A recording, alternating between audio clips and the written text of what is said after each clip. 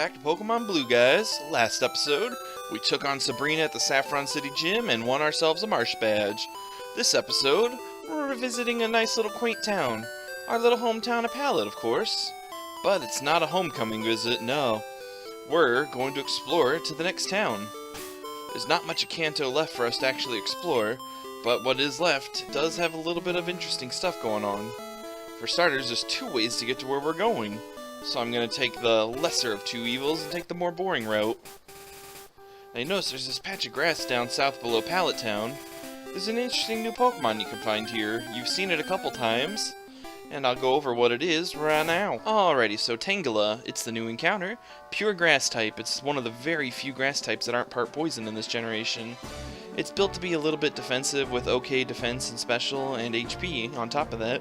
But really, it's outclassed by stuff like Venusaur and Vileplume, who can use that poison to their advantage. Overall, it doesn't get much better until 4th generation when it actually gets an evolution. Though catch it because it's a rare encounter and its dex data is kind of nice to have, so there you go. Of course, in the yellow version, I believe it's a Mr. Mime that you find down here, in reference to the anime where Ash's mom befriends the one around Pallet Town. Back to adventure, we're going to continue surfing south. This is the easier way to get to the little island down in the southernmost areas of Kanto. You could go through Fuchsia, but it's a bit longer. Also, you notice there's these little islands right here. They've got fishermen on it. I got a big haul. Wanna go for it? I like to imagine these guys are trapped here because there's no boats or anything to take them back. Also, I believe this guy is the start of a long-standing tradition in the Pokemon series, where there's at least one fisherman in every game that's got a team of nothing but Magikarps, all 6 of them. Great for getting your speed stat up because Magikarp tend to be pretty fast, but it's a bit of a low experience grind because Magikarp doesn't give that much experience. So, you know, knock them out and then get on with your life.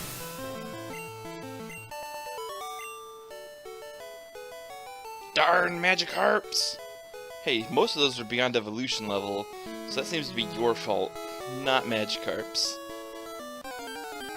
Yeah, this is actually a really boring route. I think there's like 5 swimmers and 2 fishermen, and then there's nothing but tentacles. And the tentacles are really low level. They're like level 5. I mean, I guess it makes sense because they're near the starting town, but I'm like, you can't surf down here anyways until after you beat Koga. So make them level 25, maybe? The surfing never ends. Oh hey, civilization. Right now, I'm at a triathlon meet. Congratulations, stopping the battle's probably not going to help your time.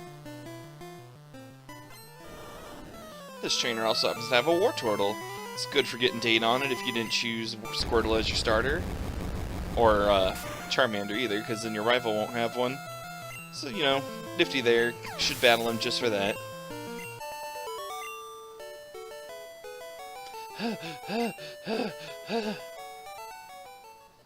I'm beat, but I still have the bike and marathon left. Oh, that's your problem. Maybe you shouldn't tread water while you battle. What's this? Well, I would say civilization, but there's a battle first.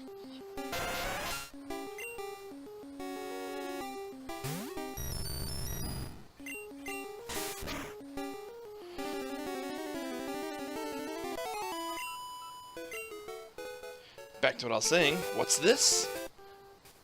Civilization! Cinnabar Island, the fiery town of burning desire. That's right, this crimson little island is a volcanic island known as Cinnabar. There's not much you can really do here. There's a couple buildings, a shop, and a gym. Very important, though, that we can't do much here at the moment. Also, in the anime, it showed this off a lot better, where there's an actual volcano. Not so much here. I guess it's an underground volcano? Either way, we're not gonna explore here just yet. We're gonna go take the other route to get here.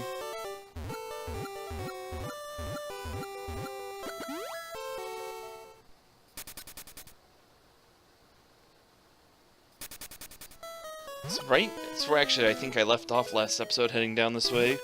If you go surf from here, you can get there as well. but it's a lot more treacherous of a route, so Make sure you're ready for a bit of a trek.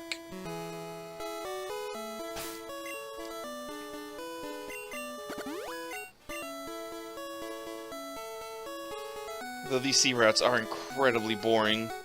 It's like, the least I could have done is like add something here and there to spice them up. Even Gold, Silver, and Crystal's long sea routes at least had the Whirl Islands in the way. This just has trainer obstacles. The water is shallow here. Well then why can't I just walk?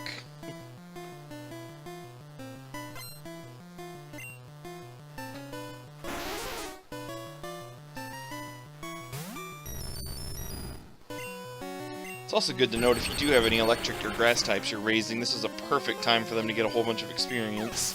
Especially if you have any good moves to use on them. The TM for Mega Drain or the TM for Thunderbolt are very nice. Well, hello, Cloyster. Very interesting to note in this generation, Cloyster's sideways. I mean, it does make it look more like a real clam, but it's still like, whoa! It'd be really cool if, like, later games made that like a Kanto variant. Like, oh, Cloysters that are hatched in Kanto come out like this. Splash! I wish I could ride my Pokemon. Here, I'll lend you my HM. Teach him surf. Huh, you thought we were getting to Cinnabar already? Nope. We're actually at the Seafoam Islands. It's a little mini dungeon we gotta clear if we want to get anywhere. You notice there's these 2 islands with cave entrances. They're the only way to get through is to go into the one on the left. Now there's a bunch of wild encounters here. Some of them we haven't even seen before. So I'll go over them real quick before I go tackling this puzzle. Alrighty, of the newest encounters, there's Seal and Dugong, an ice-water type combo. Kind of mediocre all around, but they've gotten better over the generations with the introduction of abilities. Though if you are gonna want to raise one, I recommend just waiting until later. There'll be an in-game trade for one, which means it'll grow faster. Then there's also Star You Star Me. We went over them in the Fishing Rod episode. Very powerful, one of the most powerful water types in the game with access to moves like Blizzard and Thunderbolt. Then Shelter Cloyster, another ice water type, which is why Seal and Dugong are kind of outclassed. They've got high defense, okay special, and HP.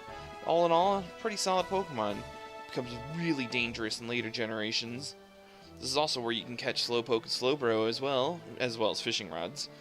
Powerful Psychic, Amnesia makes it so they're really nasty to take out. And then, on top of that, Psychic's one of the best types in the game, so all that on top of one bulky little Pokemon makes a pain to take out.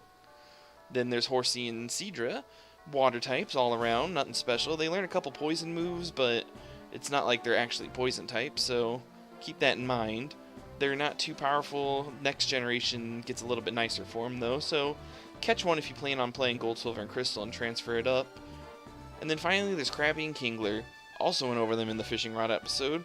Kind of disappointing Pokemon until 4th gen because their same type attack bonus is special and they're physically oriented. Heck, even their signature move Crab Hammer can't be used because it's a special move. So, you know, same old stuff, only a couple new encounters. Yeah, there's a lot of water types you can catch here. You also might want to pack a couple Ultra Balls when you come here. Just like the Power Plant, there's a very powerful Pokemon waiting for you at the end. Also need to make sure you have Pokemon with you at no strength. You won't get too far otherwise. So this is a unique strength puzzle that is used a couple times. You push the boulders down these holes in the floor. And then you follow them, of course, it's easier. You have to activate strength every time you jump down though, so it's a little bit of a nuisance.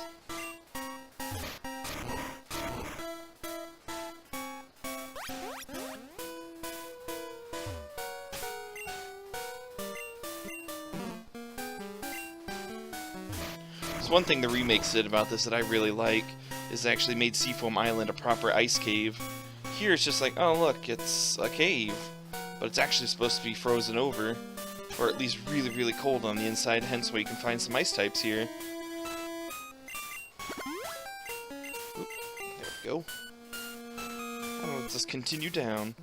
Now there's a reason we're pushing these boulders, and it's because there's a current through here. If you don't have those boulders blocking it, it'll push you through eventually. I believe there's a hidden item. Yeah. There's one Ultra Ball there for you. Let's get back into these icy cold water and continue onwards.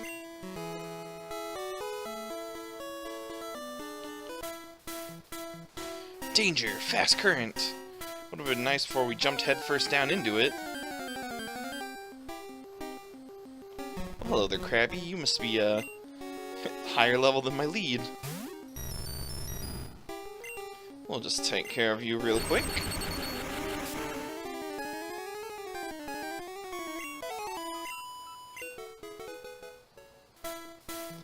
It's actually been quite a while since I've been in Mountain Moon, since I've been inside, shoot, what is this? Seafoam Islands. Ugh, my brain ain't working. So I don't 100% remember the puzzle on how to get through here. I'll just test the old brain and see if I can remember anything.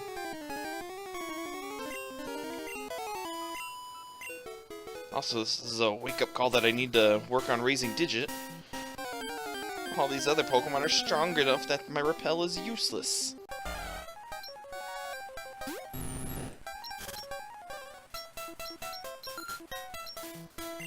I switched my lead, so now it's less likely that my repels are gonna fail. Alright, so I believe I need to go down over here. See that little island right there? That's our destination. We just can't get there right now. Boulders might change the flow of water. Thanks for the hint, random signpost somebody put here.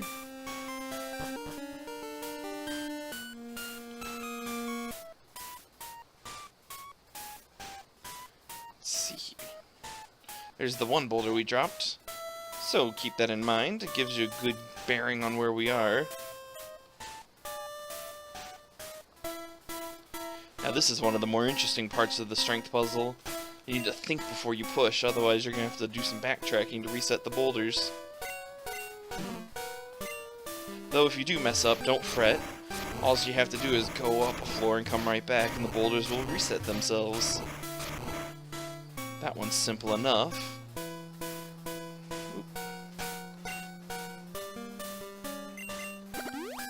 And really, this one's not complicated. You just need to think before you push.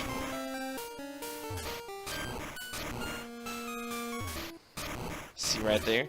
Your instinct was to push it down again.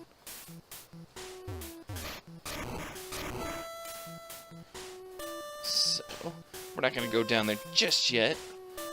I want to make sure we do something about this other current, too.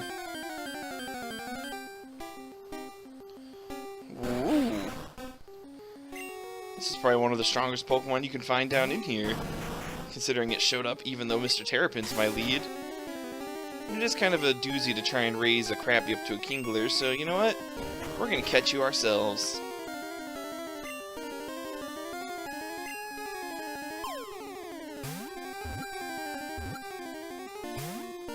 Aren't you a stubborn little guy?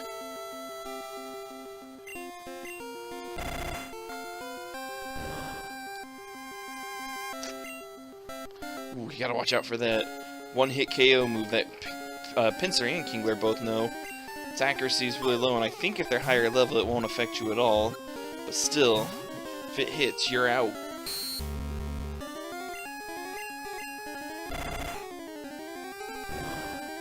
Oh, well, so much for catching that. Let's see here. Actually, I think we do have to go down. Now that I'm thinking about it. So let's join the boulders. You can see there, they're blocking the flow of water. And now we have free reign. Go up here, you're like, what is that, a bird? What's it doing down here? Well, if you do get courageous and want to talk to it, I highly, highly, highly recommend you save first. Because you're about to enter into a world of hurt and frustration.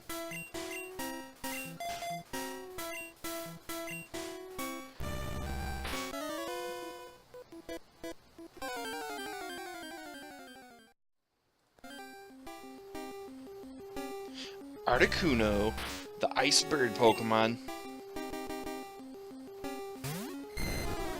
This is the first of the legendary trio. We've seen it actually before. Flying Ice type, very powerful. Already packing Ice Beam, can learn Blizzard through level up. All around, one tough cookie. Also, leading with Drysnail is probably a terrible idea, because she's weak to ice. Definitely want to pack some people with you, though, that can hit status moves, because this thing will be a pain to catch. Or if you have moves like Sonic Boom or Dragon Rage that do set damage, that's also another route. But if you're not prepared, this battle will end you really quick. It's not a legendary for no reason.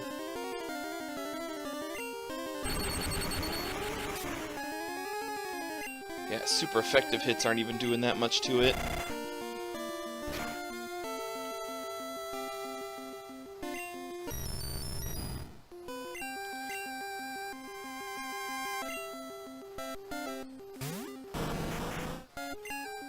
In reality, I think the game intends you to challenge these post-game after you've beaten the main story, but it's always nice to have a challenge beforehand.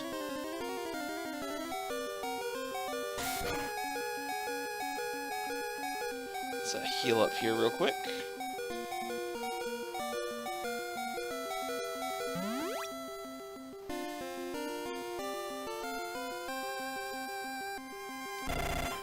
Also, when I mentioned saving before you fight these, it's not just so you can catch it, but it's also if you accidentally knock it out, there will never be another one you can get, so save if you knock it out, restart your game. And more importantly, if it knocks you out too, you can try again with a different strategy. For what it's worth though, they can't heal themselves, so you don't have to worry too much about any kind of shenanigans there. Also, don't run away, because if you run away, it's gone forever too. It's a one-time encounter, so make it count.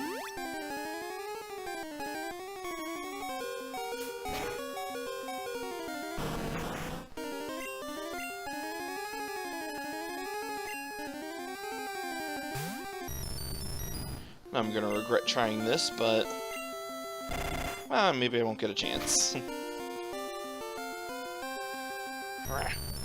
Just want to chip it down just a little bit more.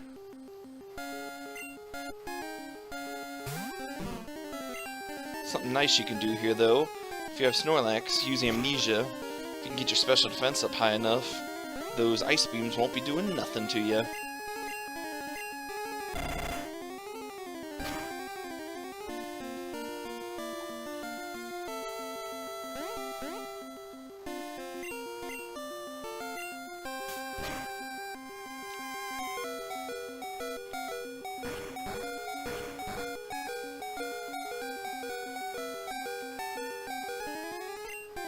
Now, if you remember in the Safari Zone, there was an annoying mechanic I mentioned, where you can miss your Pokeball tosses.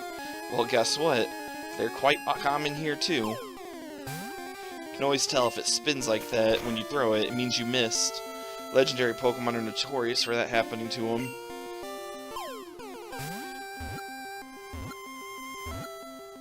Okay, I mean, I'll take that. We caught ourselves an Articuno.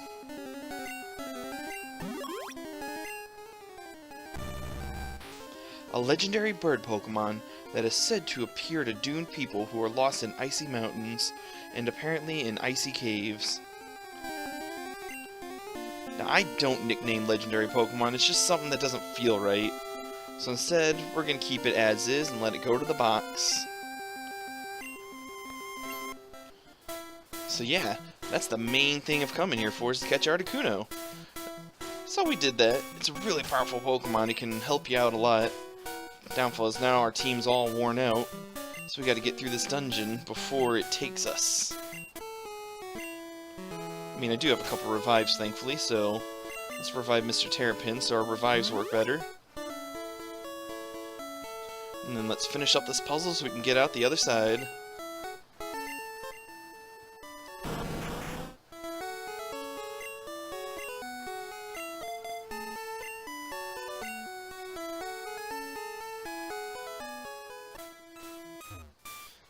Alright, I cut all that out because it took me an embarrassingly long time to realize right where I need to be was back up on the top floor. Instead, you kind of just missed out on like 10 minutes of me wandering around aimlessly. But yeah, this floor is more of the exact same what we did on the other side.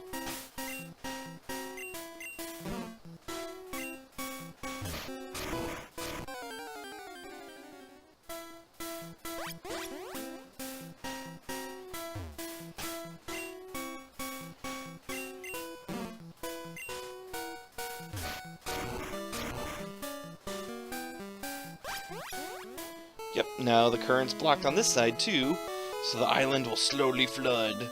But more importantly, we can get out.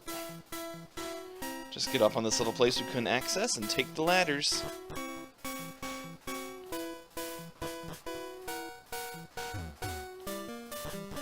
And phew, daylight, sweet daylight. Now you want to make sure you don't get knocked out on this trek because it's going to be a pain in the butt if you have to go back. Also, don't fly yet either, because if you fly to Fuchsia, or even to Pallet or Cinnabar if you've already been that way, you can't get back the easy route. Well, you can take the easy route, but you can't get to this part of Seafoam Island again without coming in from the other side, which if this is your first way through is kind of pointless. But at least the tentacles out this way are still incredibly weak. Do I still have... yeah, I still have one Super Repel. I'm really surprised they didn't make it so you could optionally skip any of Seafoam Island. Instead, you have to go through it if you want to take this route to get to Cinnabar. And as per normal, there's a ton of trainers out this way you can be fighting. And if you really want to, go for it, but I want to get to the Pokemon Center and heal up. And look at that, we're back at Cinnabar. So I think next episode we're going to take and explore it, see what sights this all has. It's been mentioned a couple times by other trainers. So until then, I'll be here enjoying the beach, and you guys stay beautiful.